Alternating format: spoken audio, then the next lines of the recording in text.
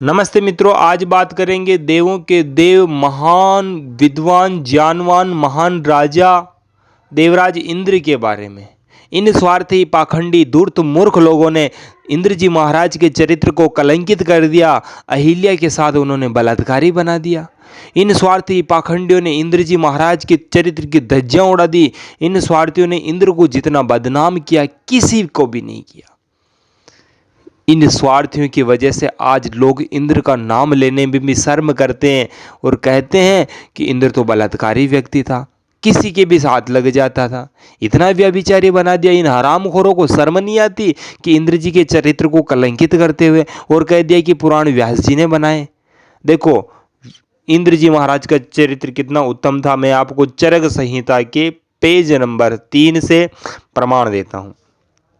यद्यपि भरद्वाज ऋषि आदि गुरु ब्रह्मा के पास भी वेदाध्ययन करने के लिए जा सकते थे, किंतु उन्होंने इंद्र के यहाँ जाना उपयुक्त समझा। इंद्र ने आयुर्वेद का ज्ञान प्राप्त कर लिया था।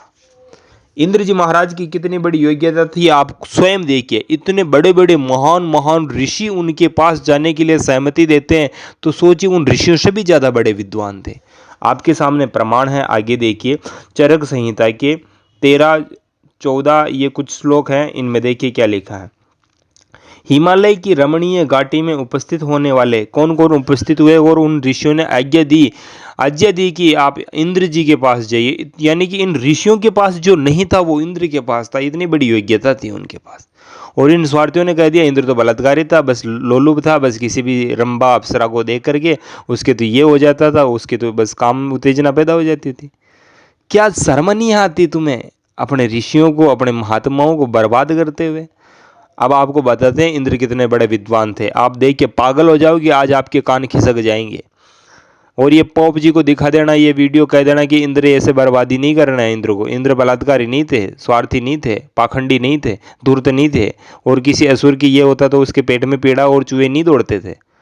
देखो, हिमालय की रमणीय घाटी में उपस्थित होने वाले अंगिरा, यानी कि महान ऋषि अंगिरा, जमदग्नि, वशिष्ठ, कश्यप, भृगु, आत्रेय, गौतम, सांख्य, पुलस्त्य, नारद, असित, अगस्त्य, वामदेव, मार्कंडेय, आश्वलायन, पारीक्ष, भिक्षु आत्रेय, भरद्वाज,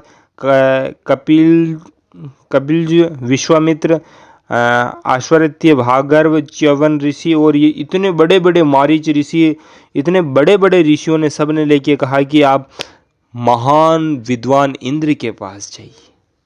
तो फिर उन्होंने सहमति करके भरद्वाज को भेजा। ये आप देखिए, भरद्वाज ने देवराज के भवन में जाकर बल नामक असुर का संहारक और देदीप्यमान अग्नि के समान तेजस्वी इंद्र को देवताओं और ऋषियों के बीच में बैठा हुआ देखा। भरद्वाज ने सम्मुख होकर जय जयकार के आशीर्वचनों और से देवेंद्र का अभिनंदन किया। तत्पश्चात बुद्धिमान भगवान भरद्वाज ने ऋषियों के संदेश वचन को अतीव उत्तम रीति से, यानी विनम्रता और शालीनता के साथ देवराज के समक्ष प्रस्तुत किया। इतने बड़े विद्वान की धज्जियां उड़ा दी स्वार्थियों ने।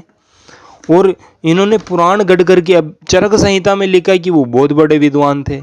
अब ये स्वार्थी क्या लिखते हैं? ये स्वार्थी लिखते हैं ब्रह्म वैवर्त पुराण। आपके सामने प्रमाण है। अध्याय प्रकृति खंड अध्याय नंबर 36 में क्या लिखा है। श्री नारायण ऋषि कहते हैं, एक बार त्रैलोक्य के अधीश्वर इंद्रदेव मधुपान यानी दारू शराब पी रहे थे। मधुपान से प्रमत्त होकर अप्सरा रंभा के साथ क्रीड़ारत थे, यानी कि अप्सरा नाम की जो अप्सरा रंभा थी उसके साथ संभोग सेक्स कर रहे थे। तो उस समय उनका चित्त रंभा ने हर लिया। वे काम से उन्मत्त तथा मथित चित्त द्वारा महान अरण्य में अवस्थित थे। तभी इंद्र ने ब्रह्म तेज से प्रज्वलित ऋषि प्रवर दुर्वासा को वैकुंठ से कैलाश शिखर जाते देखा। उस प्रभु की देह प्रभा मध्यकालीन मार्तंड के समान थी। वे प्रदीप्त स्वर्ण जैसी वर्ण के जटाभार से शोभायमान थे। उन्होंने शुक्ल वर्ण का यज्ञोपवीत चीर वस्त्र दंड कमंडूल तथा अत्यंत उज्ज्वल चंद्राकृति तिलक धारण किया था। ऐसे ऐसे गपोड़े मारे हैं इन पोपों ने कि इंद्र जी को बदनाम करने में कोई कसर नहीं छोड़ी। और उन्होंने फिर वो महेंद्र पर्वत पर वो ऐसे ऐसे बहुत गपोड़े मार रहे कि उन्होंने देख लिया, तो फिर उन्होंने इंद्र को शाप दे दिया कि तुम इसके साथ ऐसे कर रहे हो खुले में, वो फलाना। मतलब जितनी धज्जियाँ उड़ानी चाहिए उतने उड़ाने के प्रयास किए इन पोपों ने, इसलिए पुराण मानने योग्य नहीं। आपका अपना यूट्यूब चैनल है। धन्यवाद।